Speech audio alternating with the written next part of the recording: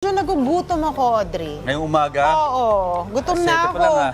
Kasi kapag may mga handaan o selebrasyon, hindi nawawala ang mga finger foods, yung mga desserts. Oo. So dahil dyan, isang couple ang nakaisip na magnegosyo ng food cart rental ng pang-party.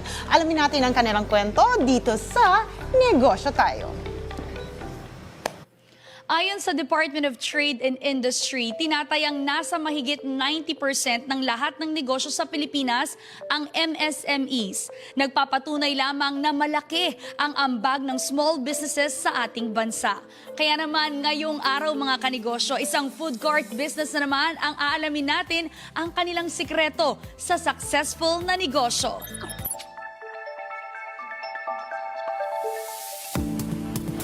Ako po, I work in Makati as an accountant at a big telecoms company for around 13 years. Dalawang banks muna and then the telecom company din ako tumagal. Bago ako naging contractor, namamasukan din po ako, Japanese company. And then, yun nga, after noon, 3 years ako ron, nag-decide kami magtayo ng business na lechon manok. Then eventually, hindi na po siya nag-work out. So we have to think of another business.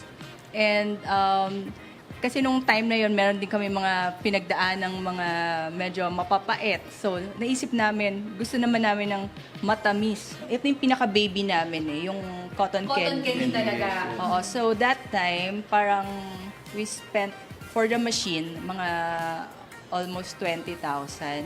That's for the cotton candy na.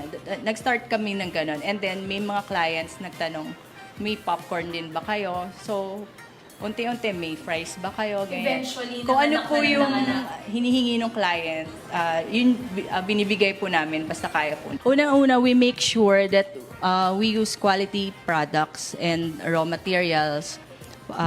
And also, ang bili namin lagi sa tao namin, kailangan friendly po sila. Kasi actually mayroong mga nagpo-food cart na parang masusungit or ano.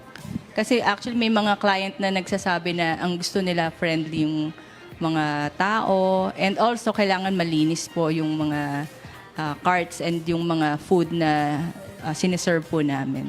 Actually, kailangan pag gusto nyo pong magnegosyo, wag kayong magpatalo sa yung analysis paralysis, yung di ba, ang dami mong gustong isipin, baka ganito. Ang kailangan mo pong gawin talaga, umpisahan ninyo. Dahil pag di nyo umpisahan, hindi nyo po malalaman kung kaya ninyo or kaya ninyong mag-succeed. Kasi parang feeling ko mas matatakot ako kung hindi ko gagawin yung gusto kong gawin.